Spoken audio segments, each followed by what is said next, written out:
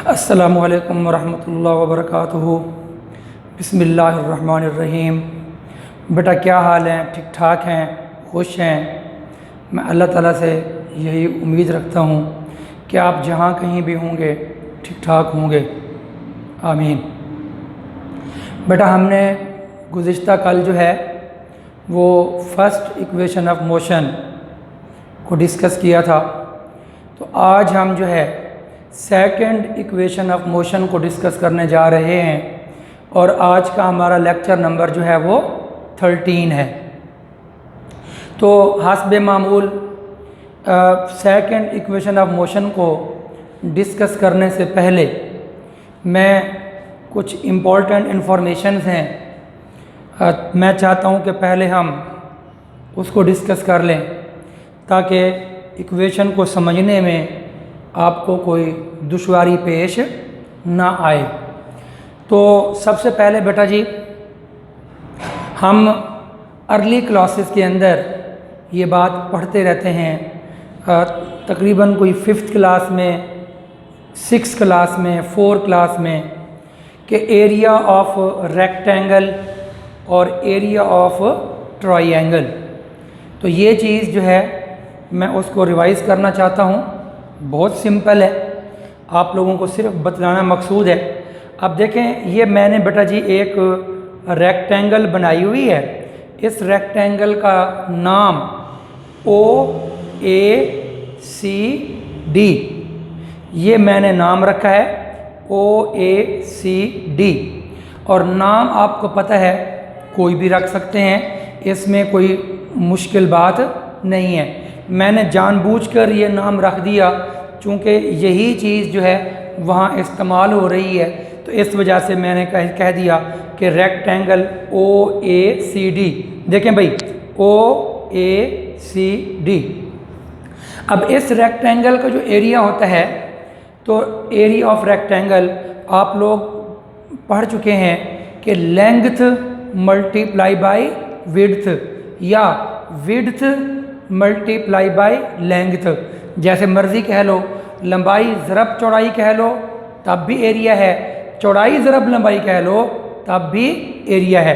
तो ये बेटा जी, अब यहाँ पर आप गौर करें, ये जो OD है ये उसकी लेंथ है और उस लेंथ का नाम मैंने टाइम T रख दिया है। और ये टाइम T कैसे है वो वहाँ पता चल जाएगा, बल्कि हमने गुज़िश्ता कल उसको फर्स्ट इक्वेशन में पढ़ भी लिया था कि ये हमारे पास O से लेकर D तक ये टाइम है। तो ये टाइम T जो है ये मैंने यहाँ पर शो कर दिया है। तो गोया कि ये जो टाइम है ना, that is the length of the rectangle. और ये जो OA है बेटा, ये हमारे पास जो है वो विड्थ है, चौड़ाई है। और ये चौड़ाई जो है मैंने ये OA जो है उसको VI कह दिया, इनिशियल वेलोसिटी कह दिया। बाकी ये वेलोसिटी क्यों कहा? क्योंकि ये यहाँ पर आप लोग देख रहे हैं कि OA जो है ये वेलोसिटी एक्सिस के ऊपर मौजूद है, तो ये वेलोसिटी है। तो ये जो चौड़ाई है वो वेलोसिटी है और जो लंबाई है वो हमारे पास टाइम है। तो फिर एरिया निकालने के लिए मैंने अभी बताया था कि लंबाई ज़रब चौड़ाई कर दो या चौड़ाई ज़रब लंबाई कर दो, इससे कोई फ़र्क नहीं पड़ता। तो ये चौड़ाई, ये देखें VI मल्टीप्लाई बाई T। तो इनिशियल वेलोसिटी को जब टाइम के साथ ज़रब कर देंगे तो ये इस रेक्टेंगल का क्या होगा बेटा? एरिया होगा। अब ये बहुत आसान सी चीज़ है, तो मैंने सिर्फ ये किया है कि लंबाई का नाम टाइम रख दिया और चौड़ाई का नाम जो है वो इनिशियल वेलोसिटी VI रख दिया। तो फिर इन दोनों को जब हम मल्टीप्लाई करेंगे तो इसका एरिया आ जाएगा।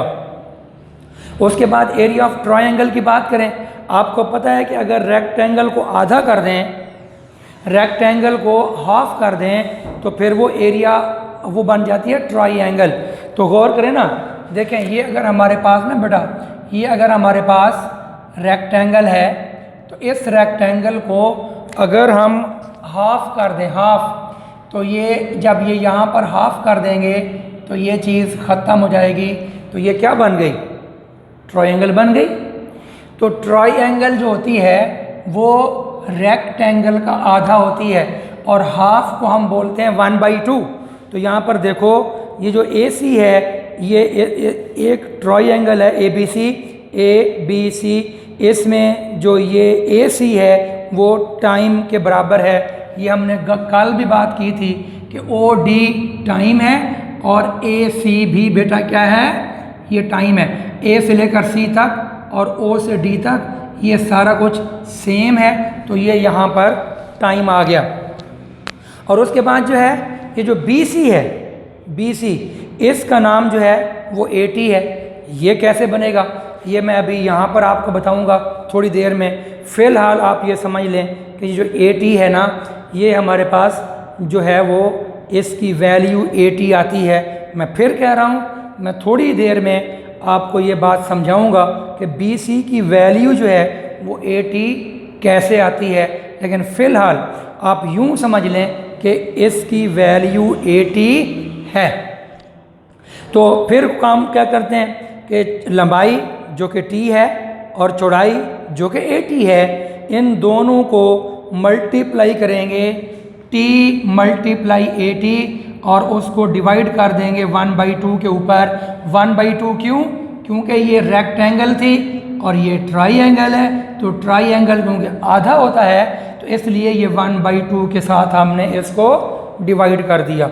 अब उम्मीद है सिवाय इस बात के कि ये 80 कैसे आता है ये मैं अभी समझाऊंगा, लेकिन अगर ये 80 हो और ये T हो तो इन दोनों को मल्टीप्लाई कर दें T × 80 और उसको 1/2 पर डिवाइड कर दें, तो ये एरिया ऑफ क्या होगा बेटा, ट्रायंगल का एरिया निकल आएगा।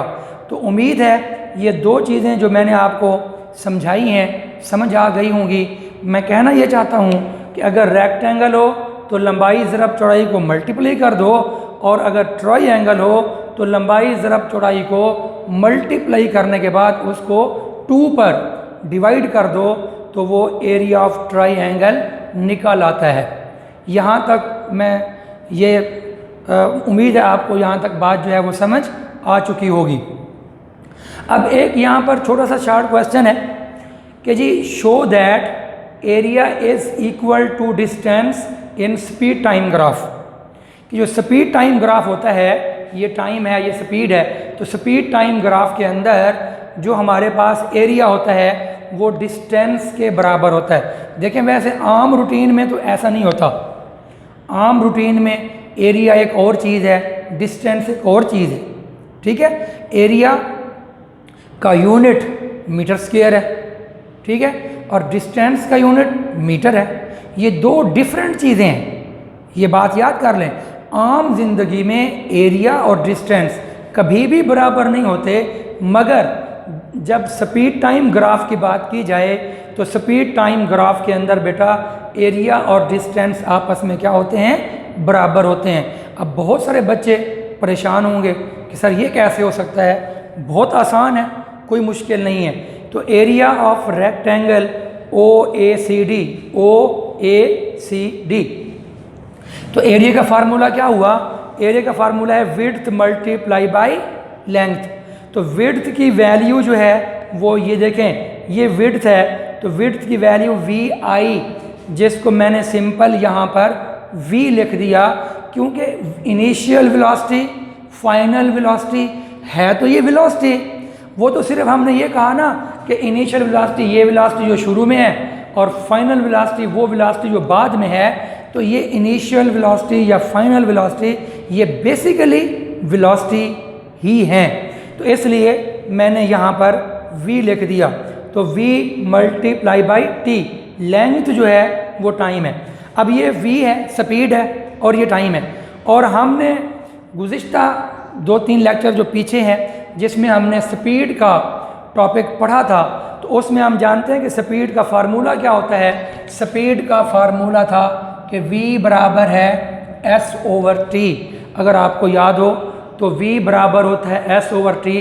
तो इस V की जगह पर S/T लगा दिया जाए तो ये V की कीमत लग गई, और T से ये T कैंसल हो गया, तो जब ये आपस में कैंसिल हो गया तो बाकी हमारे पास क्या बच गया, एस, और एस क्या चीज़ है, डिस्टेंस, तो एरिया बराबर है डिस्टेंस। तो ये एक छोटा सा शॉर्ट क्वेश्चन है जो इम्तिहान में तो तकरीबन नहीं आया हुआ, लेकिन ये चीज़ यहाँ इस्तेमाल ज़रूर हो रही है, तो इसलिए मैंने आपको पहले ही बतला दिया कि स्पीड टाइम ग्राफ के अंदर जो एरिया होता है वो डिस्टेंस के बराबर होता है। तो यहाँ ये चीज़ भी क्लियर हो गई और ये एरिया भी क्लियर और ये वाला एरिया भी क्लियर। अब बाकी बात बचती है कि ये AT कैसे आता है। अब इसको हम देख लेते हैं कि ये AT कैसे आता है।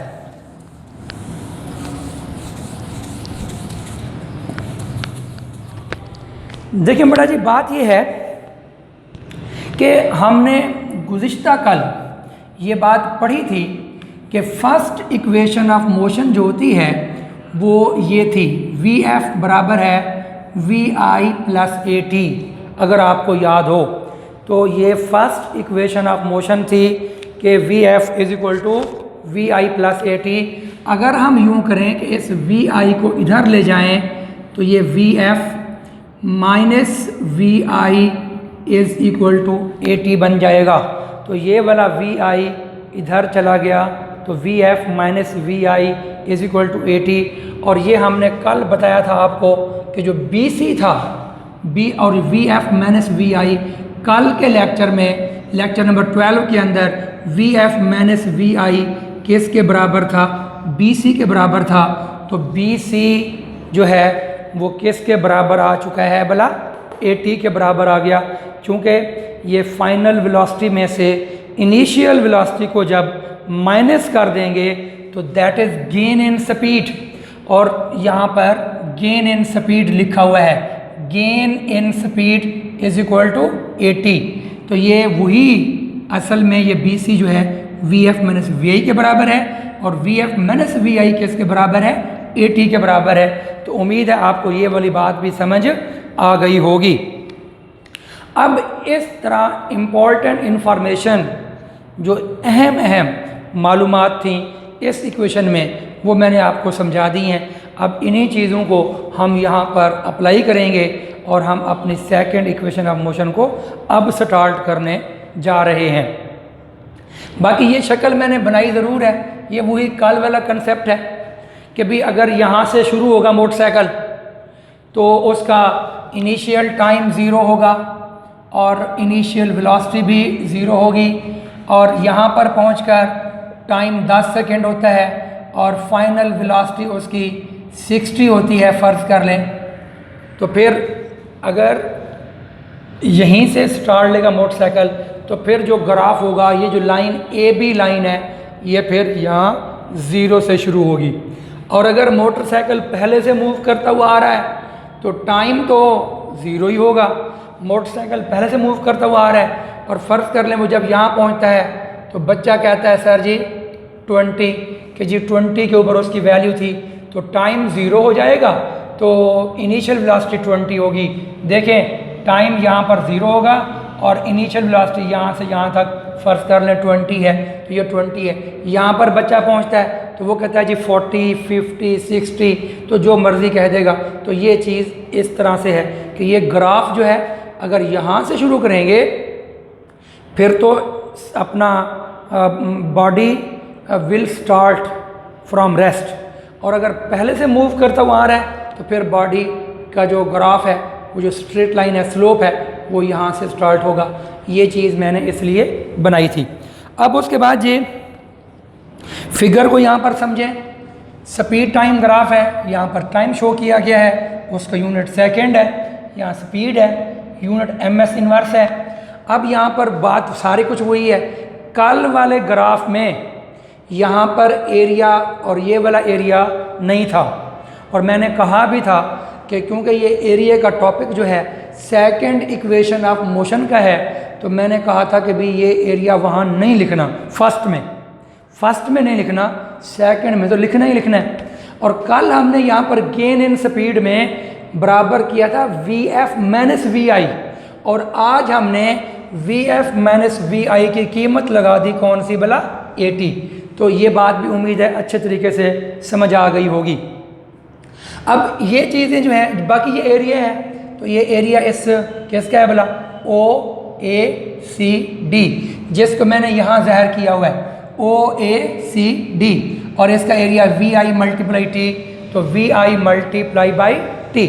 और उसके बाद ये दूसरी जो है ट्रायंगल ABC, ये है ABC, और इसका जो एरिया होगा वो एरिया बराबर है 1/2 T। गौर करें, ये यहाँ से OD और AC दोनों की वैल्यू T है, तो ये T आ गया, और इसकी वैल्यू जो है वो 80 है, तो मल्टीप्लाई बाई 80 हो गया। और इसको हाफ से डिवाइड क्यों किया है, क्योंकि ये एरिया ऑफ ट्राइएंगल है, तो ट्राइएंगल को उम्मीद है ये बात हो गई। बाकी ये स्लोप है, ये हमने कल पढ़ लिया था कि ये स्लोप होता है वो किस को शो करता है, एक्सेलरेशन को शो करता है। तो यहाँ पर मैंने लिख दिया ACC से मुराद एक्सेलरेशन, क्योंकि अगर मुकम्मल लिखते तो यहाँ जगह नहीं थी। तो उम्मीद है इस ग्राफ की समझ कल भी मैंने समझा दिया था, आज दोबारा से बतला दिया।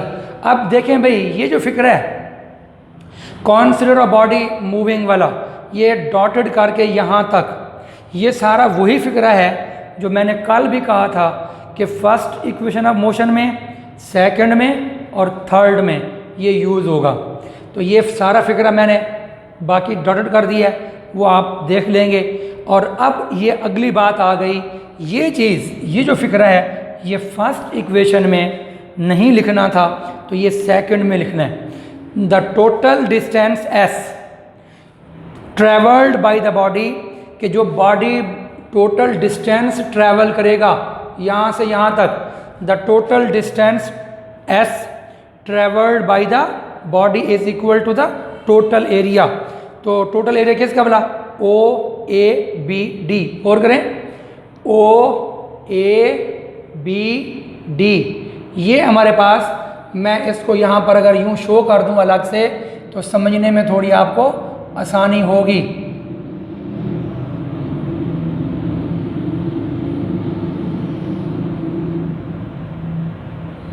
ये है जी, ये हमारे पास OAB, ये C है, ये D है। तो ये देखें OABD ये दरमियान में, क्योंकि ये मुकम्मल इकट्ठा हम ले रहे हैं, इन दोनों के अंदर रेक्टेंगल और ट्राइएंगल शामिल है। ये मैंने C यूँ लिख दिया। अब ये जो टोटल इसका जो एरिया होगा, इसका एरिया, ये टोटल एरिया, दोनों एरिया प्लस कर देंगे तो फिर भी एरिया होगा। तो ये जो टोटल एरिया होगा ना वो बराबर होगा, अभी हमने यहाँ साबित किया था कि एरिया बराबर किसके होता है भला, डिस्टेंस के। तो यही बात यहाँ लिखी हुई है, the total distance S travelled by the body is equal to the total area OABD under graph, कि ये जो OABD क्या होगा, OABD का जो एरिया होगा, ये वाला एरिया वो किसके बराबर होगा, डिस्टेंस के बराबर होगा। तो इट मीन्स इस बात का, इस फिक्र का क्या मतलब है, बहुत सिंपल है। टोटल डिस्टेंस S वो बराबर होगा, जो टोटल डिस्टेंस है वो बराबर होगा एरिया ऑफ रेक्टेंगल OACD, ये है भाई OACD, इसका जो एरिया प्लस ये आगे ये वाली बात, plus area of triangle ABC, that is the area of triangle. ये रेक्टेंगल और ये ट्राइंगल, इन दोनों के एरियाज को अगर हम प्लस कर दें तो ये दोनों एरिया किसके बराबर हो जाएंगे भला, टोटल डिस्टेंस के बराबर होंगे। और एरिया बराबर है डिस्टेंस का प्रूफ हमने थोड़ी देर पहले कर लिया है। वी नो दैट, हम ये बात जानते हैं, ये मैंने तफसील पहले ही यहाँ समझा दी है, दोबारा से यहाँ पर आपने लिख भी लेनी है।